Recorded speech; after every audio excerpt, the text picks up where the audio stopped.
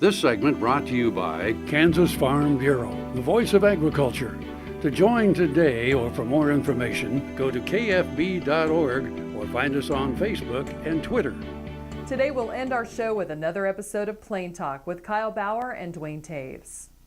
Hi, this is Kyle Bauer with Plain Talk with Duane Toews. And let's see, in our subject of correlation without causation, yes, we've talked about this. One of my favorites. And go ahead and explain why that's your favorite. It is because it is one of the things I learned in research methods while I was at Kansas State University. Okay. The only required class I had for my master's degree. Okay. And I learned more in that class than, I'll just say, a lot of other classes put together. In other words, two things could both go up, but they don't cause each other. Right.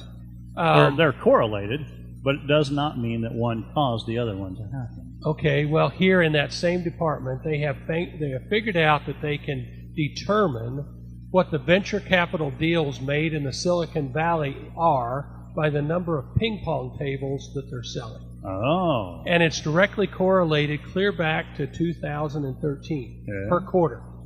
The more ping-pong tables they sell, the more venture capital deals that are done. Uh-huh. And the first quarter was record low. Oh. Tiny number of ping-pong tables.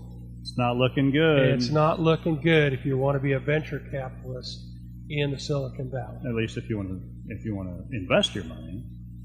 I mean, if you're a venture capitalist, you don't have to invest it. No, or you might be able to get Just a better hang on deal to now. it. Brazil's economy is a little it's in turmoil. Jacked up right now. Yeah, the Brazilian real has had some issues. And in the United States, interest rates are record low. I would guess most operating loans for farmers in this country are in that 5 to 6%. Mm-hmm. Think I'm in the neighborhood? I think you're fair there. Okay. Well, in Brazil, they control the money a lot closer than they do in the United States. The government determines how much is going to go to farm loans every year. Oh, really? And then they distribute it in some way out to retail, whether that's banks or credit unions or whatever. Said, you got this much to loan out. Uh-huh. Well, they have raised the amount of money that goes out to the farmers this year by $57 billion, which is about 25%.